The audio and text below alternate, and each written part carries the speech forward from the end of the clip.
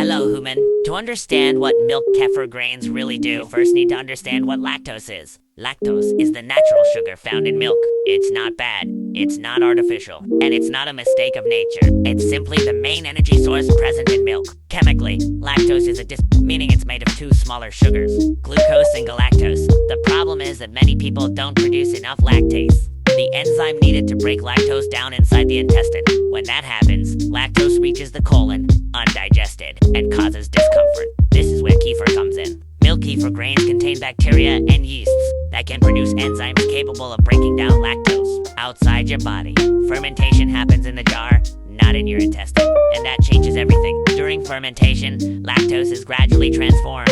It doesn't disappear instantly, but it does decrease. And more importantly, it turns into completely different substances. That's why kefir's not old milk. It's biologically transformed milk, a food that has already been processed by living microorganisms before you consume it. To understand why the flavor, texture, and digestive tolerance change, we need to look at what lactose actually becomes next.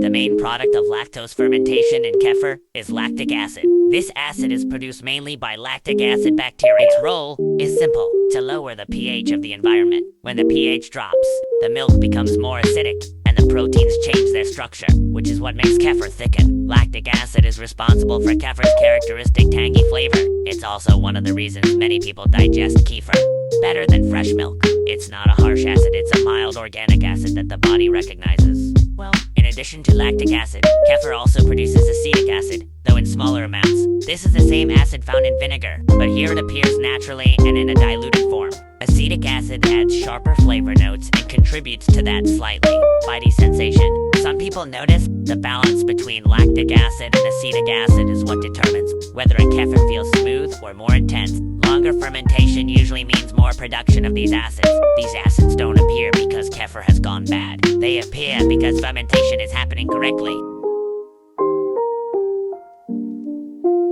Now the yeasts enter the scene. The yeasts present in kefir grains use part of the simple sugars released during fermentation and produce ethanol, meaning alcohol. The amount is very small, but it does exist. This ethanol is one of the reasons kefir can have slight effervescence and a different mouthfeel compared to milk or yogurt. It also explains why, during long fermentations, the flavor can change in a noticeable way. Along with ethanol, carbon dioxide CO is produced, the gas responsible for the bubbles. This is not a defect, it's a sign of microbial activity beyond acids and alcohol. Kefir also produces other secondary metabolites that are key to its flavor and aroma. One of them is diacetyl, responsible for subtle buttery notes. Another is acetaldehyde, which contributes fresh, complex aromas. These compounds are present in small amounts, but they're what give kefir depth instead of a flat taste. It's not just acidic, it's a complex profile, created by many species working together. That's what separates kefir from a simple fermentation. Here's the key point that closes the whole process. Lactose is not eliminated completely. It is transformed. Part of it turns into acid, part into alcohol, part into gases, and part remains in residual amounts.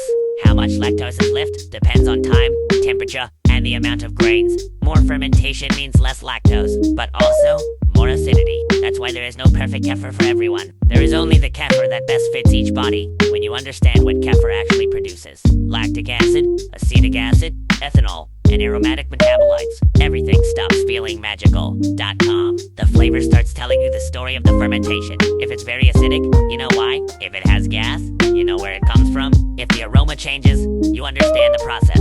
Kefir doesn't lie. It speaks chemistry. And when you learn how to read it, you stop being afraid. You adjust the process with intention and understand what's happening in your jar. Kefir is not a miracle. It's biology doing its job every day. Follow me. I am Kefir and Fermentin'.